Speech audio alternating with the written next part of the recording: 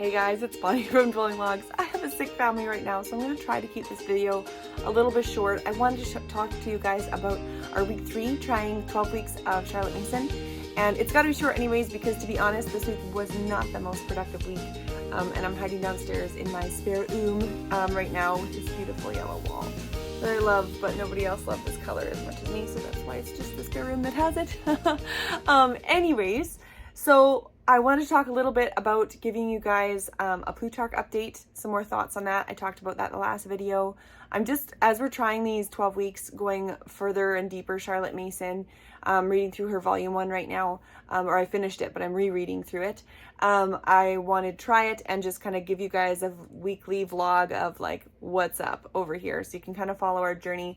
It's been interesting. It's been really fun to have some messages from some of you who've been watching the last couple and already making different adjustments or trying things or getting some new ideas. You're in the Charlotte Mason boat with us, so that's really cool. I am also discovering that Charlotte Mason is a place where there's a lot of people who are very dedicated, who see things in all black and white, and I am never going to be a person who will take a philosophy or a model of education and completely adopt it. I will always take something and make it my own and put our own spin on it, make it work for us. And so I'm not looking to be a total black and white, letter of the law to Charlotte Mason, but I would really like to try a lot of her methods for 12 weeks, see what we love, see what sticks. My priorities are to keep this family style learning, to keep it interest led. And what I find is that a lot of families that I've talked to that do like Charlotte Mason curriculum and stuff, their days are very full of a good feast. But I also want to make sure that we have some downtime, lots of outdoors time, as Charlotte Mason also encouraged. And so I want to do things a little bit differently, and what I haven't seen yet is a curriculum that really does that to its fullest. A lot of Charlotte Mason, not all, because I don't know all the curriculum, but a lot of the popular Charlotte Mason curriculum that I have seen really compartmentalizes at least sections of grades, maybe not every single year that a child is old or whatever, but we love family style, and we love unit studies way too much, and we love interest-led learning way too much to be completely regimented. So just a heads up with kind of how we're coming at this. So my last video, if you want to check it out, I told you guys about our schedule changes. I haven't shifted any of that because we started out this week, Monday, with big tummy sickness. Wednesday, it came again for another child. Friday, it came again. Thursday, it came for my husband. And I am the last one standing still. I'm just playing nurse. So I'm hoping that I'm going to escape this with lots of good hand washing. Anyways, but we did not have a full school week. And there's a couple things I noticed. Number one, I've said before, I don't like schedules. And part of my reason is because if I don't keep up with it, I feel like a failure. And this week is a perfect example of that. I feel a little bit like I'm falling behind. And so I'm seeing that might be a flaw, that might be something where instead of scheduling maybe a 12-week block, like I have done for this 12-week experiment, I think I would maybe do even just a 10-week block to assume that we'll get it done in 12 weeks, but to give some buffer room so that we never feel like we're behind. The other thing that I noticed is that previously, as we used to do school and I'd put together unit studies or resources and kind of in our own little mishmash of things, when we had sick weeks like this, maybe if we did school, I would concentrate on really core things like math, grammar, and reading. And I noticed that because of the schedule and how I have it laid out, and we have certain books that we're trying to get through and stuff like that by the end of the term, I did notice that actually I was pushing for some of those other subjects, leaving math and grammar and reading behind, because those didn't have actual end goal lessons. I didn't need to get to, lesson X by the 12-week mark, but I did want to finish Robinson Crusoe. I did want to finish our pirate unit study. I did want to finish, different books and stuff like that. So that was a difference, and I'm not sure if I like it or don't like it yet.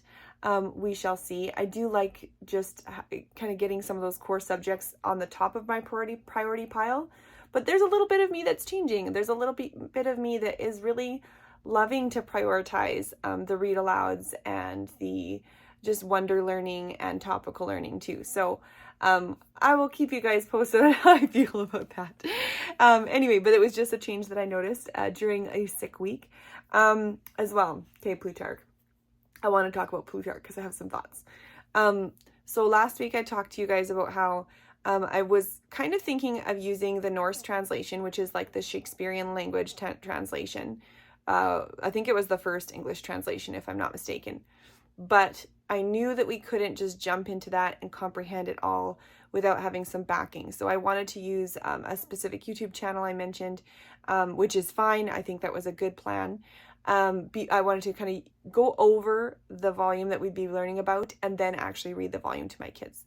So we proceeded with this plan this week, but then we were reading things like, I have some Plutarch in front of me here. So at the beginning, the very first volume, Theseus appears to have several points of resemblance to Romulus.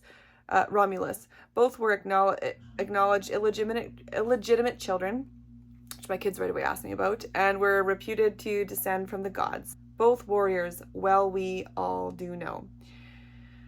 And both were wise as well as powerful. The one founded Rome, while the other was the joint founder of Athens. And these are two of the most famous cities. Both carried off women by violence, and neither of them escaped domestic misfortune and retribution. I think even when whatever audiobook we were listening to, and I don't think it was Norse, I have to go look if it was the Penguin books or if it was someone else. I'm pretty sure it said that they were both accused of the rape of women. So right away, all these like lights were going off. I was like, PG. So right away, I was like, you know what? I actually think I want to pre-read these. I'm the kind of person, I've said, I think even just last week, I said I'm the kind of person that really wants to, I'll just fly by the seat of my pants. I will filter as we go. I'll reword things as we go. I'm usually not worried about it.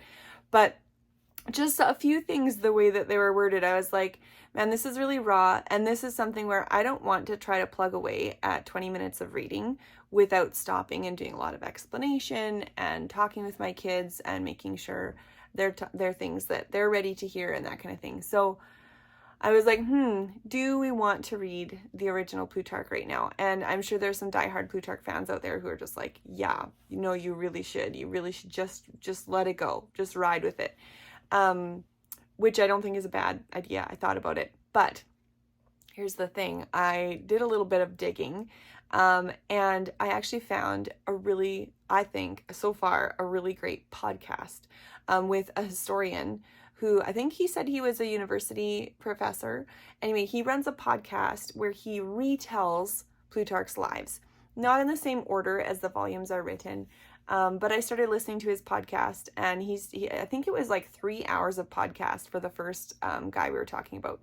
And I really enjoyed the way he was telling the story. I really enjoyed his tidbits of information thrown in there because he is a historian. I really enjoyed how like other names have come in, and he's like, oh, but we'll talk about his story later in Plutarch's Lives or whatever. Anyways, what was it called? I'm going to try to remember to put it on the screen here. This podcast is the one we're listening to. So we've only listened to 3 episodes so far, but I really like it. And that is something that it's not made for children, but it's something that so far I've been willing to let the kids listen to with me. And we've all been really liking it. In fact, we've just been kind of putting it on the loudspeaker in our kitchen and doing our cleaning and stuff like that while we listen to Plutarch before lunch. So we're going to continue with that. So at this time, what I've decided is to just put a pin in reading the actual Plutarch Lives. I would like to read them, or I would like my kids to read them when they're a little bit older. So it's something that I'd like to just circle around and come back again. I'm hoping that they will be well-loved classic literature that we will just want to do. I do know there's other options. There are other curriculums that will take Plutarch's Lives, and I think they have like portions that your kids read. It's not the entire thing, or I don't know if they reword or excerpt some portions and you can kind of do a study with it. Those looked really awesome. The only thing is I want to keep open space on my timetable, my schedule. I found out Charlotte Masoners call it a timetable, so I'm trying to speak the lingo. So on our timetable, I don't want to jam pack it with so many more studies. I just want to have Plutarch to read and learn about in a lighter way, in an easy way. So I'm not at this time ready to like buy and purchase a whole Plutarch study. Maybe I will in the future, but that is an option too. If you're like, I don't know about listening to a podcast, that sounds lame. We love it, but so far, anyway, I'll keep you guys posted and updated.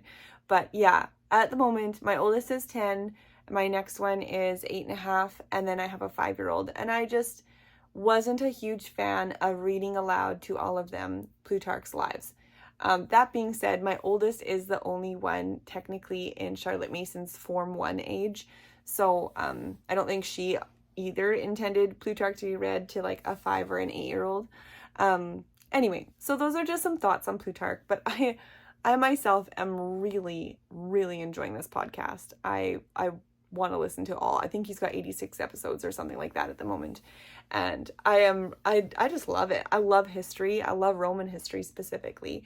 And yeah, so I encourage you to look into it. And if you know other people that do Charlotte Mason schooling, see what they're using for Plutarch and how they kind of navigate that with ages and stages and and PG parental guidance. We're all different, which is fine. I think we all got to make our own calls with that. We're the mamas. The other thing I was just going to mention in the bit of school that we did get done this week was, I think one of the most challenging Charlotte Mason habits that I have to remind myself of, I may have mentioned this before, is the habit of narration. So when we read something, to take time for my kids to tell it back to me. I think the hardest part is not the telling back. My kids are very chatty. My oldest is very detail oriented, so he has no problem narrating back. I think the hardest part for me is to take the time to narrate, because after we finish something, I'm like, okay, let's put it away. So taking the time to narrate back whenever we learn something. I'm also using it for things like the Charlotte Mason grammar that I started last week with my oldest. I'm actually not doing any of that with him. I'm doing grammar with my other son, and he's doing his grammar. So my oldest is reading everything himself, and then he's coming back to me. He's narrating his lesson. So basically, what did he learn in the lesson? And then he's doing his grammar exercises after that. And same with some of the independent reading stuff that he's doing. He'll do it on his own and he'll come and narrate back to me. So that is something different, because I think up until now, a lot of our stuff we're very family style. And so we do everything together. But my son, my oldest, is almost on grade 5. Like that's the age that he would be at, not that I count the grades. But I am finding that I just think he would love to be reading more, to be discovering more, and to have my facilitatorship, if that's a word, in doing that. So one of the ways that I can facilitate him in getting his hands on more stuff without piling too much on the younger ones is to give him books and learning resources. And narration is just that little key piece that he can go and do that, and he can come and narrate back to me what he's learned, rather than me always having to be there. I have FOMO. I want to, and it's not that I want to control everything. I want to learn everything. It really bugs me when I have something to do and I can't, watch the pirate video course with these guys or whatever. Like, I love soaking in all the knowledge, especially when it comes to history and geography and stuff. So anyways, so that's just been a challenge, that remembering narration, having the discipline to take time for narration. But I think it's so important, because good narration is going to build reading comprehension, and reading comprehension, it leads to independence. And I know for myself as a second generation homeschooler, by about grade 7, I was independent, completely independent. I did all of my schoolwork by myself. I mean, as far as math goes, my parents weren't able to help me anyways, because it was over their heads. And we did have people we could reach out to if I really had trouble, but I didn't. I was pretty confident in math, but I just remember being very independent. But we did not do everything family style growing up. We were more like a traditional mix of things. Anyway, so all this family style is great. I never, ever want to let that go. I think it's amazing. I want to carry it all the way through. However, I do see the need for me giving independent time as my kids get older, because I just can't do every single thing with them all day long. I mean, I can do some core subjects and stuff like that, but especially if they're kind of in a really exploratory mood, you know, I can't read every library book and that kind of thing. So I'm trying to just navigate the split age of my kids and keep as much family learning as we can, while also, yeah, trying to foster some independence. And narration is just going to be a huge part of that. So as soon as they have that ability to have that reading comprehension, because without reading comprehension, they won't be able to be independent with anything, because you need to comprehend. Even if you're doing math and grammar, you have to be able to have good comprehension to read your books and to understand the questions and stuff like that if someone's not there to hold your hand. And so I'm really excited about narration being like a new intentional part of our homeschool. So anyway, those are my updates. I feel like they weren't maybe as exciting as the changes from last time, but we also didn't have like full school days this week to really flesh out some things. But otherwise, I really think last week's schedule changes were really good. That little shift, I should say timetable changes. Got to learn this lingo. Yeah, and we're having a lot of fun with it. So there is my vlog entry for week 3, and we are going to be doing school and also packing up for a very huge chunk of time away from our home right away. So next week we'll be busy, but I'm excited to share with you guys before we take off, and then take you along with us as well while we're away from home. So anyway, we shall see what happens, but I will keep you posted, and I hope you guys have a wonderful homeschool week. Talk to you later. Bye.